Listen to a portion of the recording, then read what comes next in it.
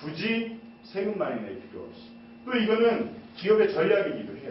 나중에 이런 기회 되면 좀 더 자세한 사례들을 할 거고요. 기업 공개, IPO라는 기업 공개는 모든 기업의 목적이기도 하지만 기업 공개가 굉장히 다양화되어 있습니다. 우리 중소기업도 좀 전략적으로 기업 공개할 필요가 있어요. 꼭 내가 잘 성장해서 공개적으로 IPO 할 거라는 것도 있지만 여러 방법론이 많고요. 또 소유권의 승계 문제에서는 단순 비교하면 지금 비상장으로 있는 것보다 공개를 하고 있는 게 제가 보는 견해에서는 5배 정도 방법론이 많아요. 최소한 3배. 또 하나 근본적으로 틀린 건 여러분이 소유권 이전하려고 그러면 세금 줄여야 되니까 기업 밸류를 좀 조정하는 프로그램을 많이 씁니다. 여러 가지 형태로. 뭐 밸류 조정하는 데야 기업에 있는 게 우리 오너 집안 쪽으로 약간 가는 과정인데요. 기업 공개를 원칙으로 한다면 우리는 무진장 밸류를 올려도 상관이 없어요. 회사는 무조건 더 키워주세요. 그런 문제. 이해관계는 뭐 워낙 많습니다. 노후 설계도 그렇고 그 핵심 인재, 부채 비율이라고 표현했는데 이제 재무제표 문제죠. 그 다음에 여러 가지 사내 이슈. 즉 전체적으로 봤을 때 승계라는 과정에서 경영권 말고 소유권만 보면요. 우리가 한 번쯤은 검토하고 나가야 될 게 저런 항목들이에요. 이걸 안 하고 하면 대부분 후회하시는데 그러면 이걸 어떻게 할 거냐 또는 왜 할 거냐 이렇게 생각하시는 거죠.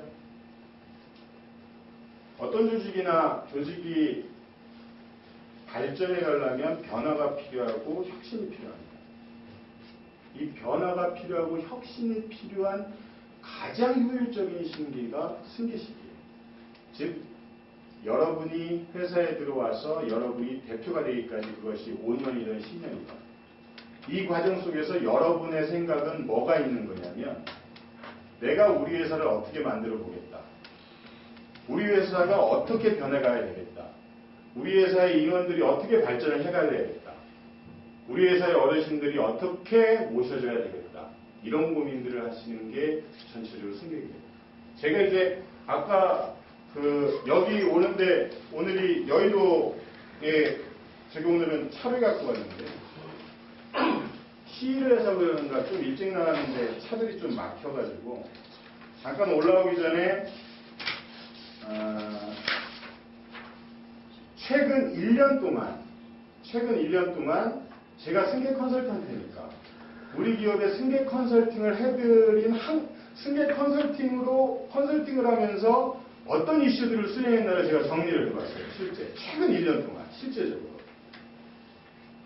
정리를 해보니까 한 15가지가 나오는데 뭘 했냐면요. 재밌는 것부터 말씀드릴게요. 저는 분명 우리 기업의 가업 승계를 위해 가지고 컨설턴트 역할을 했습니다. 근데 기업을 들어가면 단순하게 하는 것도 있고 현황 분석을 통해 가지고 이슈들을 잡아서 그 이슈들을 승계 과정에서 처리하는 이런 방법론들도 있는데요. 최근 1년 동안 작년 10월 1일부터 지금 현재까지 저희가 승계 컨설턴트로 한 사례가 어떤 항목들이 있냐면 명의신탁 문제를 해결했어요. 명의신탁 문제는 여러분들은 상관이 없으시겠지만 여러분 주위에 보면 우리나라는 96년도까지는 법이 만들려면요. 7명의 발기인이 필요했어요. 7명의 주주가 있어야 됩니다. 이후에 바뀌었죠. 그래서 유예기간 1년을 더 썼는데 그냥 사업하시다가 넘어갔어요. 근데 어느 순간 보니까 그때 5천만 원짜리가 지금 60억 대에 있는 거죠. 회사가. 돌리려니까 답이 안 나와요. 그래서 명의신탁 환원이라는 제도도 있고 여러 가지가 있습니다. 명의신탁 문제를 저희가 컨설팅을 해드렸고 그 다음에 올해 6월부터 우리 외국에 100만 불 이상 되신 분은 해외 계좌에다 신고해야 됩니다. 법이 그렇게 바뀌었어요.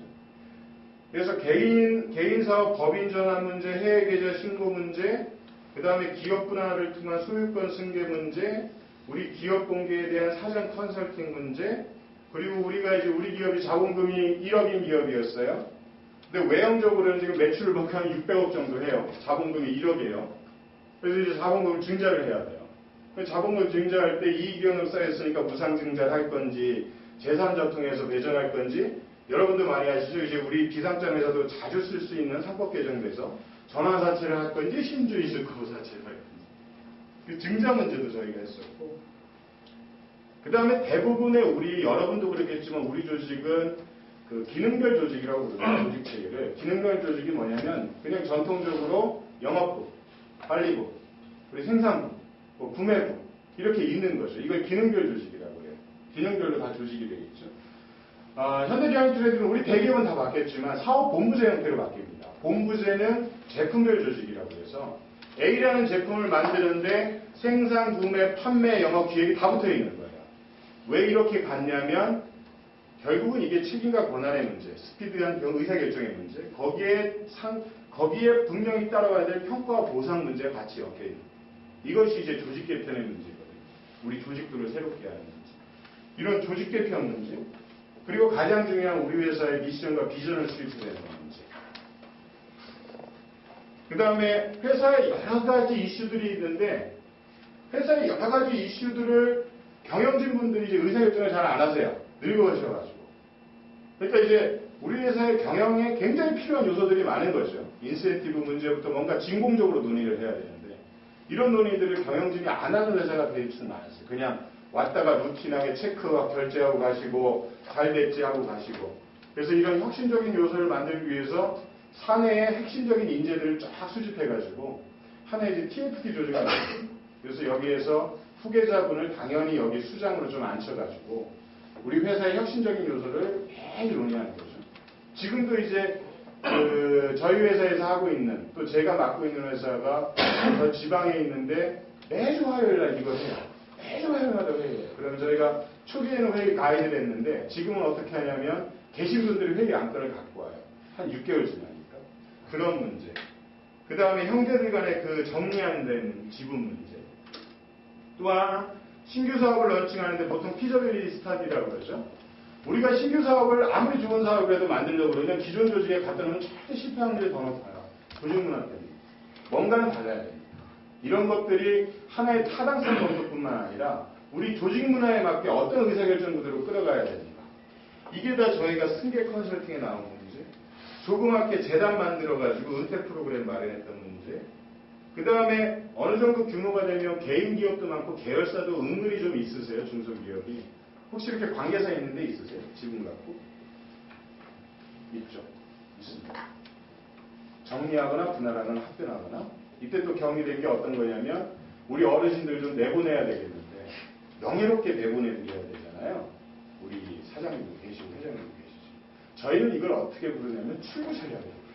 저희끼리 속성. 그분들 출구 전략을 마련해야 돼요. 그때 회사의 물류나 기계 유지 보유자하는 데는 대부분 정통기업은 저희 떼내요. 독립법인으로. 그리고 거기 깔끔히 사장으로 좀 앉혀드리는 격이 있고요. 이렇게 계열사 있으면 활용 많이 해요. 물론 지분구조 때문에 승계 과정에서 지분구조 때문에 계열사를 활용하는 경우도 있는데 지배구조를 안정화시키라고 그거는 우리 현황에 따라서 다 다른 것 같고요. 그런 출구 전략 하게 되고 우리 창업주주 문제, 그 다음에 전문경영인이 계신데 아버지는 일선에서 물러나시고 전문경영에 앉혀놓고 후계자가 들어와 있어요. 이런 경우는 없으시죠? 혹시 여기? 전문경영인과 갈등이 좀 많아요. 보셨어요? 그 전문경영인이 어떤 순간은 자기 위협 느끼면서 별질, 그러니까 회사의 핵심을 좀 이렇게 감춰둔다고 할까요? 아버지가. 이 갈등의 문제. 그 다음에 투자 문제. 회사가 힘들어서 구조적으로 적자인데 후계자가 뭐 할까 이러다가 조직 개편을 했는데 여러분은 안 그러시겠지만 우리 이제 전통 제조업에 보면은 2008년도부터 바뀐 게 하나 있습니다. 중소기업이 리스크 중에 원재료 리스크. 특히 비철하고 이런 데들은요. 중소기업이 잘해서 수익이 한 7, 8% 나요. 괜찮은 수익이 났습니다. 제가 이걸 해드렸던 데는 외형이 한 1,800억 정도 되는 회사인데 근데 잘해가지고 수익이 한 100억 이상 따박따박 잘 나는데요. 원재료 한번 잘못 건드리면 수익이 다 까먹어요. 둘이 있어야 돼. 뭐 이러니까. 그래서 이 과정에서 이제 전략구매팀이라는 걸 하나를 이제 세팅해 드리는데 이게 이제 최근 1년 동안 저희 회사에서 실제 승계 컨설팅이라고 들어가서 한 항목들이 승계 과정은요. 지금 이 항목이 왜 그러냐면 이게 우리의 현실이에요. 여러분들이 차곡차곡 가가지고 경영 수업을 하는 과정은 반드시 무슨 과정이 돼야 되냐면 여러분 그릇이 늙어져야 되죠. 그릇이 커져야 되지만 또 하나 반드시 수반돼야 될 거는 우리 회사가 변하고 혁신해야 됩니다. 이 과정이 승계 과정이 돼야 승계가 완료되는 게 저희는 비전 선포라고 보거든요. 새로운 비전을 선포할 수가 있고요. 이 과정에서 이후 30년을 볼 수가 있어요. 이 과정이 없는 승계 과정이면 단순히 어떻게 들어가면 쳇바퀴 돌기가 쉬워요. 우리. 그러면서 어려움들을 극복하지 못한 쳇바퀴. 여러분도 여러분이 가는 과정이 지금보다는 미래가 휘황차야 되지 않겠습니까? 미래 비전이 가득 차게 돼야 되지 않겠습니까? 그거를 하려고 지금 후계자 수업하는 거 아닙니까? 그거 하려고 여러분 이런 자리에서 네트워킹 만드는 거 아닌가요? 뭘 하려고 만들죠? 그것이 여러분한테 있고 그것이 우리 기업에서 하나하나 혁신되고 변화되는 모습이 우리의 승계 과정입니다. 그러면 우리는 장수기업 명품 기업으로 가고요. 승계에 대해서 전반적으로 큰 테두리에서 한번 우리 승계 과정을 한번 이해해보자고 이 말씀을 드렸고요. 저 뒷시계로 우리 10분만 쉬시고 나머지 부분은 제가 간략하게 빨리빨리 넘어가서 좀 마치도록 하겠습니다. 네, 10분. 근데 지금 우리가 많이 신경 써야 될 부분 또한 대외적인 변수들이 많아졌고요. 또 우리 어르신들이 너무 건강하게 오래 사십니다. 이것도 우리 승계 과정에 전략이 필요한 이슈예요. 그 다음에 법률적인 세제적인 변화도 많고요. 핵심 가치의 역량이 굉장히 중요해졌고 세대교체 리더십. 우리 기업의 수명주기 이론이라고 한번 들어보셨나요? 우리 상품의 수명주기 이론 있죠. 누구나 다 아는 성숙기 시장이 있고 이렇게 도입기부터 기업의 수명주기 이론도 요즘에 많이 생깁니다. 이게 이제 우리 사회에 보면 우리 중소기업을 이제 모델링 해가지고 자꾸 가는 것 같아요. 앞에서 전반적으로 말씀드리니까 가장 중요한 거는 이렇게 그냥 생각을 하시면 돼요. 승계가 뭐지? 지금부터 내가 시작해서 우리 회사 대표가 되는 게 승계예요. 아주 쉽죠? 이 과정에서 나 뭐 해야 되지? 우리 회사의 큰 미션과 비전을 만들어내야 되지. 이 과정에서 뭐 해야 되지? 우리 회사 사람들과 우리 회사 변화하고 혁신하는 동력을 만들어내야죠. 어떻게 만들어내지? 여러분이 잘 아세요. 그거 이제 좀 더 들어가고요. 승계계획 및 관리라는 하나의 그 챕터인데, 미국 자료입니다. 미국에서 굉장히 유명한 윌리엄 로스웨이라는 승계 전문가가 굉장히 많이 승계에 대해서 많이 말을 했는데, 저는 참고 내용 같아서 적어놨고, 오늘은 그냥 넘어가겠습니다. 한번 이 내용을 한번 참고해보면 어떨까 해가지고 저희가 한번 넣어봤는데요. 9월 11일 날 박동규 교수는 박목월 선생님의 아드님이세요. 아시죠? 박동규 교수라고 박목월 시인의 아드님이신데 이분도 박목월 선생님의 업을 이어받으셨어요. 교수하시지만 출판을 못하셨고 망했습니다. 그분을 이제 모셔가지고 중소기업 가업승계 최고 경영자 조천 포럼에 얘기를 시켰습니다. 그래서 저는 여기서 좀 감명적이었던 게 창업 후 기업 성장 과정에서 창업주가 겪는 온갖 고초와 시행착오가 누적돼 만들어진 회사 특유의 기업 문화가 있다. 여러분들 아버님 진짜 지금 이렇게 우리 사회적으로 그냥 우리 회사가 돈 벌고 우리 직원들 먹고 살고 거래처들 먹고 살고 하잖아요. 우리 아버님들 존경하셔야 돼요. 대단한 일 하십니다. 진짜. 아버지가 얼마나 고생했는지 냉철하게 있게 됐고 후계자 스스로 더한 고생을 감수할 각오를 가질 수 있어야 된다. 여러분들 더한 고생할 각오를 지금 가지고 계십니다. 근데 여러분들은 그러실 필요 없어요. 저희도 현장에 가면 어르신들이 내가 이렇게 고생한 거 아들놈이 더 잘할까? 우리 애가 더 잘할까? 하시거든요. 근데 이제는 틀려요. 시대가 바뀌었고 경영 환경이 바뀌어서 그런 말 있잖아요. 아는 것은 좋아하는 것만 못하고 좋아하는 것은 즐기면 못해요. 여러분은 비즈니스 즐길 줄 아세요. 이게 여러분 리더십의 가장 중요한 거죠. 21세기의 오너와 리더는요. 즐길 줄 아셔야 돼요.